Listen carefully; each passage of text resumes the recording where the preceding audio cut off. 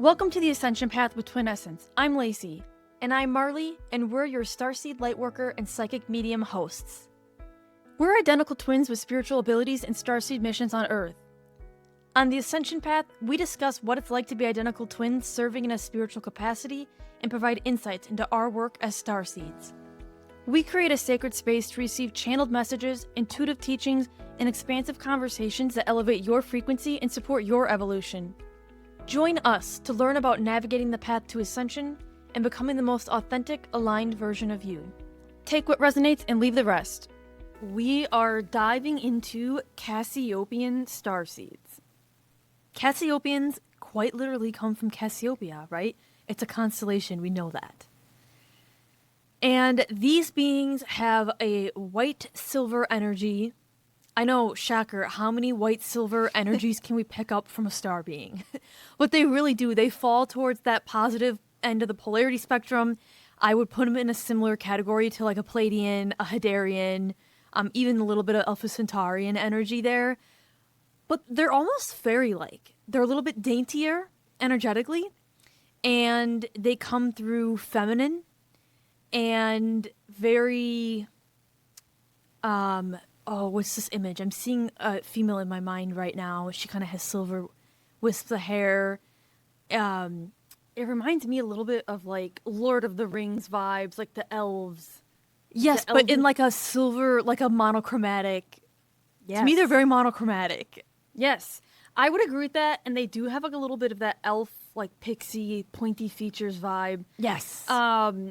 And it's like you said, I feel like there's a lot of different types of energies and colors that come with these different star beings. And when you pick up on a Cassiopeian, you might be like, silver, that's not very different than any of the other stuff.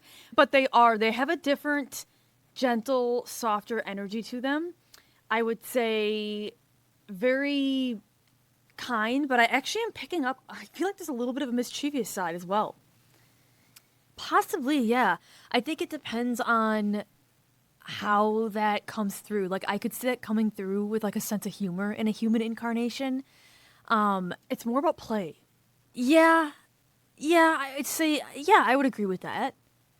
Maybe it's that fairy vibe they're giving off, though. They have a little bit of, it's not rebellious so much as it's like,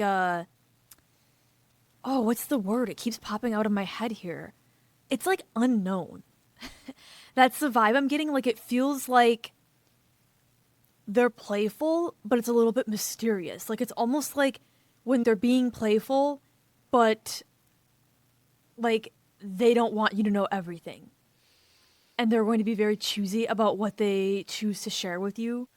And yet at the same time, they want all the information from you. Yeah, I think they are a harder type of being to discern when you come into contact with them. Because I think they can get mistaken for fairies or elves or other types of beings. And I think that it could be harder to discern them from maybe like a Cygnus or a Hadarian. Yes. You have to really like have the energetic discernment between them. I feel like they want to be hidden. I feel like they actually really enjoy taking a step back and like observing. It's almost like a wallflower. Now, that does not mean that immediately in a human incarnation, they all have that quality to them. It's like they have this quality, though, where they know when to observe and kind of like recess. And then they know when they're supposed to speak up or take action. And they also feel like supporting characters to main characters. So I want to say like supporting characters to people that are in leadership, or might be more on the main stage. It feels like they are more of the hair and makeup. Yeah, or the person prepping the talking points, getting you ready to go out on stage to do whatever it is you're going to do. It's like they're the manpower behind the spotlight. Like, we all see one thing happening, and they're like, yeah, well, you didn't see me behind here with the clipboard, prepping the person, making sure the person knew what they were saying, knew what they were doing, had the right image curated. And I think that leads us directly into traits that a Cassiopeian Starseed might have in their incarnation on Earth. And one of the things that comes up with this is that supporting role. Like, you might see them in more of that PR, that more marketing role. I feel like for some reason I want to say writers, like Yes. scripting. Yes, it's almost like I see them like writing speeches for people or like doing briefings. Like I feel like they're doing a briefing and then they're like, all right, everybody, this is how it's going to go down. All right, we're all good to go. But it's a very different type of leadership. Like they are helping orchestrate, organize, delegate, pull people together to get things done. But they aren't going to be the person that is the mouthpiece or like the public figure necessarily on camera. It feels more like they're leading, but they're leading from behind the scenes and they're leading in ways that aren't as public facing. And whether it be like I'm putting together trainings, I'm speaking at something, it's like they're organizing people and they're organizing groups, but they're not necessarily going to be leading in a high profile media type of position, if that makes sense, like not front and center. Yeah, it's subtle, it's a little bit more hidden, it's behind the curtain, but it's very important. Like, don't get me wrong, it is very important and it's very impactful. And that's really one thing that's coming through as a trait for Cassiopeian Starseeds is that they have a big impact, and I think that they get frustrated when that support or that impact isn't recognized by the other, let's say, characters in their life. Yes, I would agree with that 100%. It's very honest, it's very open, but there's something about trust here. Like it feels like it's harder for them to just be trusting of someone. Like it's very much something that has to be earned, and they're not just going to be like this open door that anyone can walk into and become friends with.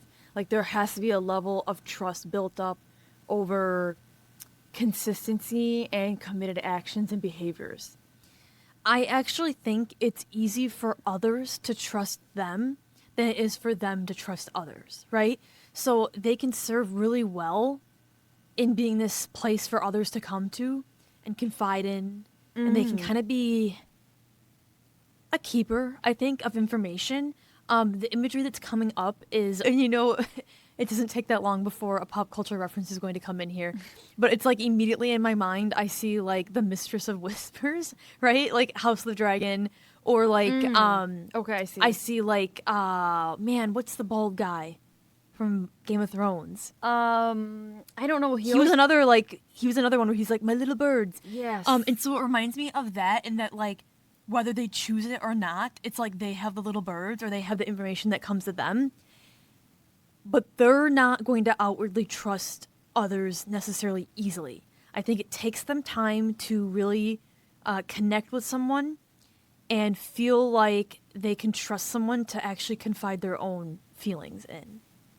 I think that's a good point, though. They often attract a lot of information and hold a lot of information, but they're not necessarily going to do things with the information. So I don't want to call them like a vault, because it's not like they're a steel trap or a vault that they like don't let anything out, but it's almost like they're very selective with what information they use and how they use it. And I sense for Cassiopeian Starseed in their early incarnation, like this is one of their biggest lessons and growth edges, is learning when it's time to actually like use the information and do something with it, and when it's time to just file that away, keep it in the back of your mind, use it as just backgrounder, and you don't have to actually carry anything out or take action with it. It kind of reminds me like the word reveal, like a reveal. They will choose when it's the most appropriate time to reveal something versus when it's something that can remain hidden, or when it's something that maybe isn't even theirs to share or isn't even theirs to be concerned with. In that case, they just know the information, but they don't have to do anything with it. And I think that's another thing that in a human incarnation, a Cassiopeian Starseed could see challenges with, because they may, in the human part of them, and depending on their programming, feel like, am I obligated to do something? Do I need to say something with this information? How do I respond to this? What do I do about this? And I feel like one of the most important messages that a Cassiopeian can bring through right now is sometimes it just is. You don't have to do anything with it. Absolutely. One of the common bigger themes when we look at mission and purpose with a Cassiopeian too is being how do I say this? They see the unseen. Mm-hmm. So it's like you were talking about hidden truths, right? Didn't you say that? Or did I just make that like, up? No, just something like, no, I kept hearing that. Like, did you say that? Or no, for me, it's like these two sides. One is revealing, and the other side is like secrets, hidden. yeah, so it's like hidden truths and seeing the unseen. So quite literally what that looks like in practice is being able to see things in people that maybe they don't want others to see. Or it could be like quite literally like you pick up on something energetically. Like from someone or in interactions, you might be able to energetically read a situation or a room of people, and you're like, I don't really know why this is my hunch about this type of thing, but this is my hunch and I'm not really sure where we're going with that. It's very intuitive, and it's like a natural gift and skill that Cassiopeian Starseeds are born into this incarnation with, and they might not even realize they're actually doing it.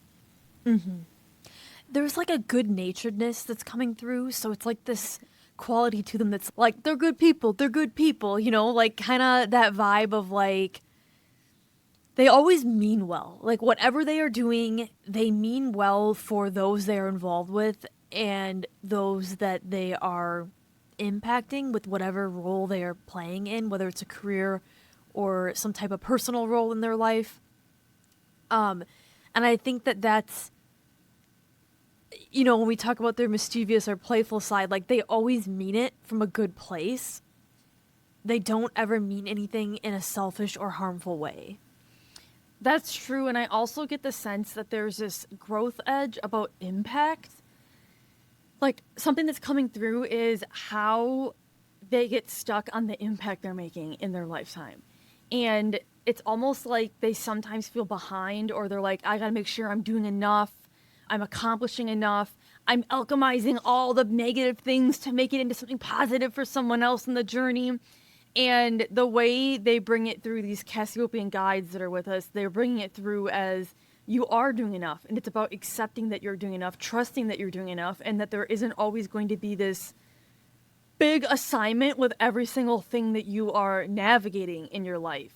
And to not get so caught up in making the impact and getting stuck on that. It's about every aspect, every role you're playing in is building towards that mission and what you're doing. It's not always like one big project that has to be fully realized for you to feel like your mission's achieved. And that really speaks to the human side of the Starseed, right? It's that, and it could be the program part too of their humanity, where they want something very direct, very big, loud, outward, saying, I've made the impact, versus going inward and recognizing that all the different stages of your life and these different roles you're playing are still impacting that larger mission. And they're talking a little bit, they're showing this imagery of like fabrics, but it's like referring to layers, like peeling back different layers of your existence, peeling back different layers of your mission and your experiences, and being able to integrate all of those into your existence and see where that fuels you next on your path.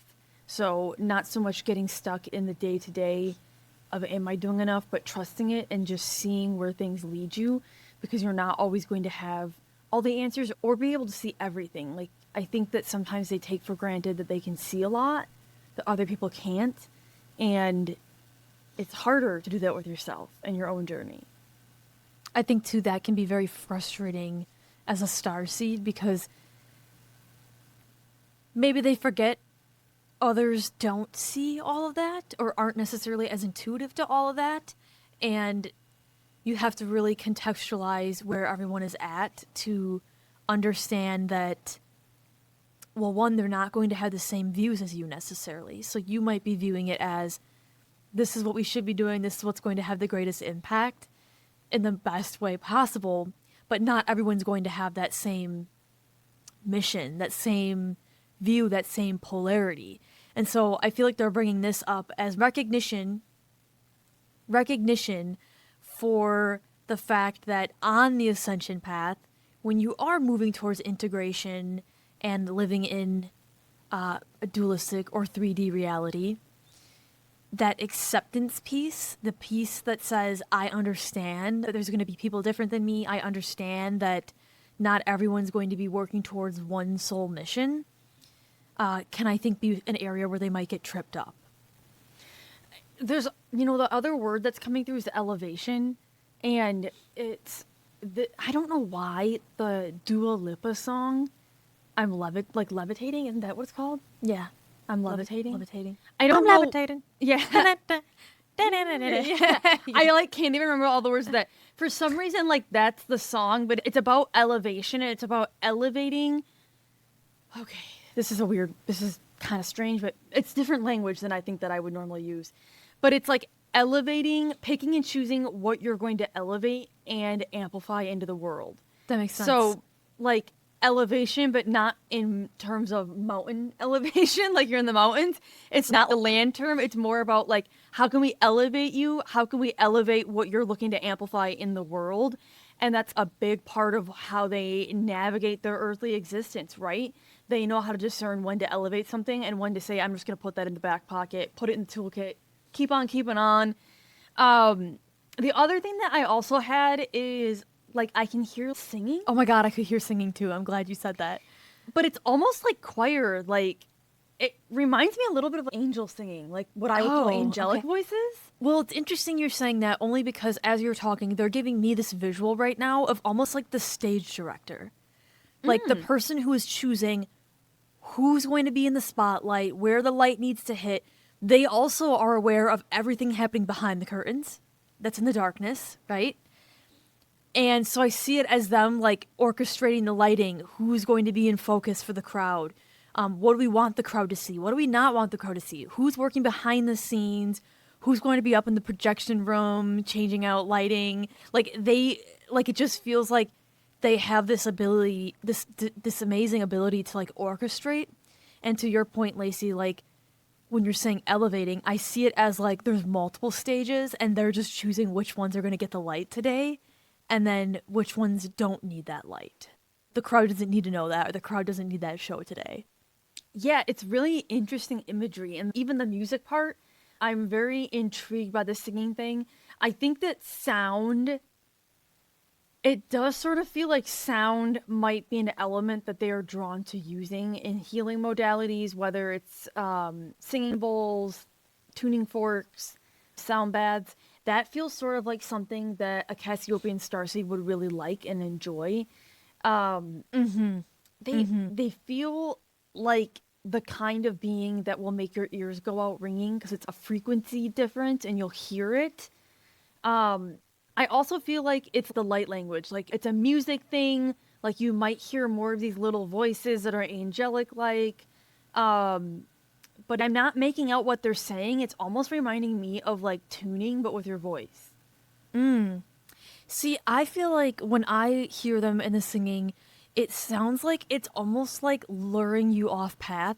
And I don't mean that in a negative way. Like a siren? No, not even really like a siren. It reminds me of when a kid's wandering through the woods la la la, like a kid's in their imagination, in their creativity. So it reminds me more of that. It's they're so in the energetics and they're so present that it's whatever's happening around them doesn't matter. They're going to end up, they're just wandering the path singing absentmindedly and they'll find themselves at exactly the clearing where they're supposed to be. Yeah, it's almost this theme of getting very lost in one's own existence, but not in a selfish way. No. I mean that in a self-discovery way and being so present that you're not worried about what other people are doing or what's unfolding. It's becoming so present and attuned to one's own energy and being able to stay anchored and grounded in that versus what most humans do, which is we outsource and we give into the chaos of everything, and it becomes very diluted and hard to discern one's own energy at times. So it's this description, I guess, of how they are able to tune into their own compass and then let that be what guides their path forward rather than letting someone tell them what it is. And they show me the more that you tune in to that presence and to your path, it actually opens you to all these possibilities. And so this is something I think Cassiopeian Starseeds actually excel at, and they don't even realize that it's a superpower. To be honest, they don't even realize other people struggle with this. But because you're so present and you're able to really tune into your own path and your own energy, when you open yourself to limitless possibilities. And so it's really cool because it means that you're more open to seeing yourself in different shoes, different skills, different roles. And so I see it like, I didn't know I could write a book, and now I'm writing a book. And then it's like, but I can also lead corporate through this thing here.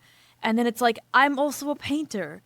And did you know that there was this time that I competed in this, I don't know, some competition, right? They show me these different opportunities kind of just come to you because you're on that path, you're tuned into your energy, and it opens you to all these different aspects of yourself.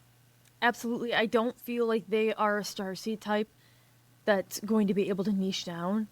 Like, they are a starseed type that needs to have enough flexibility and room to flow and see what needs their attention and time and their creativity to grow. And it's not about picking one thing over the other. It's about allowing themselves that creative freedom, essentially. Mm-hmm. And two, you know, they, as long as it's in that through line of who they are in that mission, they're going to be successful at whatever they're putting their hand at. So if it's going to be, when we go back to that root of like how they receive and hold information, how people trust them, they can be successful in so many different things in their life just based on those core factors. They're showing me an imagery right now, and it's like they're zooming in on, it's like the galloping of a horse and the hooves hitting the ground. Which for me, typically the horse is like freedom and flow. So it's more about recognizing when one reaches that flow state. And I know other people talk about flow state and they have all these like great ways of describing it, but the way this is actually coming through is making reference to not getting in your own way when you're in flow state. So it's going to look different to everybody, like what brings in flow, how it feels. But don't self-shame yourself because it looks different from someone else's flow state. So I'm not going to work in an environment that maybe a typical artist would work in and have the same creative process as another artist. So I need to be very open to myself and listening to myself and what I need. And that's one of the messages coming through with this imagery, if you will. It's this concept of needing to tap into your flow state, but not letting yourself define what that looks like by someone else. So there aren't any problems unless you make something into a problem. I totally thought we were going a different direction with the galloping horse. I was like, we're going to go to medieval times right now. Jousting. That's what's happening right now. A very free time indeed. Yeah, that, or I was thinking of it more on the lines of like the aim and the focus that you need in a jousting match. Oh. And it's like, there's times where you hit it dead on, and there's times where you don't hit it. There's times where you're knocked off the horse too. But like, as a Cassiopeian, you have to allow yourself room to not hit the target. Because the target sometimes is what you think you need to hit, and that's really the programming. Like, the programming is telling you, here's a target, you need to aim for this. And if you tune into your energy and you tune into your true Cassiopeian nature, your Cassiopeian origins, instead it's going to ask you to open to yourself and look at all the different targets out there. It's actually not just the moving target on the horse. You know, there's like the guy standing off to the side driving you crazy at the match. There's people cheering for you. There's that guy eating the drumstick. Oh, yeah. Not ice cream. We're talking about turkey. Come on, people. Stop thinking about sugar. That's immediately in my mind. That's where I went. Why is this bringing up the memories of how we were robbed of going on that field trip to medieval times? Yeah, right? And maybe that was the target we shouldn't have been focusing on. No. Ren Fair days. I love Ren Fair Here, so here. much. Huzzah, right? Is that what they say? Yeah, I mean, they can, I thought yeah. that was like the thing they yelled at the Ren Fair. Huzzah! That's gonna be the episode title. It's gonna be Cassiopeians. Huzzah! Here. But my point is there's a lot that goes on, right? There's a lot of other targets, there's a lot of other things out there, and so they're just reminding you, like, this is going to look different for everybody in their human incarnation, and the programming impacts everybody a little bit different, but allow yourself to experience all possibilities because it's in you, it's wired in you. You know, what would happen if you really were that absent-minded child wandering along the path in the woods singing? You would encounter fairies, maybe a river, maybe a fairy ring. Like, there's so many things. Maybe there's a portal to Narnia. I don't know. My point is all the possibilities exist out there if you allow yourself to tap into your energy. Yeah, rigidity is not going to be a friend of the Cassiopeian Starseeds. You need to let go of some of the structures just a little bit to experience things and see what creativity and inspiration flows in. I think you can't be afraid of structure either. Like, you have to recognize that some things will demand more structure of you than others, and it's about how you can use all those different experiences. I think that's totally true. I also think that even with understanding your own creative process and your own exploration and freedom and what that looks like for you, it's like not letting yourself fall into the 3D programming that it needs to look a certain way. Or even when you deprogram, right? As you go through different stages of deprogramming, understanding that it might feel like you're doing something wrong or bad in the beginning, but that's just what it feels like when you're deprogramming, because you're like removing the old way of doing things that was very regimented in 3D, right? Mm-hmm. That's the example is our own journeys with deprogramming things. Yeah. Any final messages from our Cassiopeians? Let me see what thy fair maidens have to say. I'm resisting the urge to make like little horn noises right now, trumpet noises right now. There totally is like a medieval fairy folklore. But this is that mischievous playfulness. It is. It's like, Here, everybody. Like, we have a message for you. it is. It's like the town crier. Immediately in my mind, I see The Night Before Christmas, and it's like, town meeting. You know, the mayor, town meeting, like with the siren. That would be a Cassiopeian Starseed, just for the record. Again, they're organizing it all, right? Mm-hmm. And the messaging, and they're like behind the scenes. I feel like... Hold on, there's something here. This is weird. This is like they give really different metaphors and imagery when I'm like connecting with them. So it doesn't feel normal, but they are showing me like what I want to call like tinsel, like silvery hair. Well, they're appearing like that to me. They're literally like these silver, feminine, like monochromatic looking. And oh my gosh, every time I say monochromatic, Niall Horan pops into my head. Sorry, I have to like resist the urge right now to not. I'm like, okay, let's focus. No, they're being a little secretive, right? I see, you know what? It's this, like, you hear the door like What, you just discovered something. We're This is doing okay. Go ASMR right now. ASMR by Cassiopeians. The way you're doing these like actions I'm and sorry, sounds. I have to though. But they're showing me like it's like you hear the and the door opens, and this is like it took a lot for us to open this door, you guys. Like, we discovered something. We didn't know what this was. We finally get the door to open. It creaks open. It's like dust and cobwebs everywhere, and they're giving me it as this example of like unlocking hidden, oh my gosh, I think it's like hidden information within you, like the hidden parts of yourselves, the parts of yourselves that you weren't even aware of consciously. So I feel like this could be a number of things, right? It's like digging into your unconscious side. That could be programming right there. If you're not conscious of your programming, it's the unconscious side they're referring to that are hidden. It's also like parts of yourself that you put away, the parts of yourself that you hid away in an attic, right? A lot of times these are the parts of ourselves from childhood that we don't want to look at or that we don't want to pay attention to, but really they're important to us and they're part of who we are. And I feel like they're bringing that forward right now. And when we can find that opening in ourselves, there's a whole other universe, a whole other room you didn't know that existed with those other parts of yourself. And they're bringing it forward as a way, as like self-exploration they want you to engage in.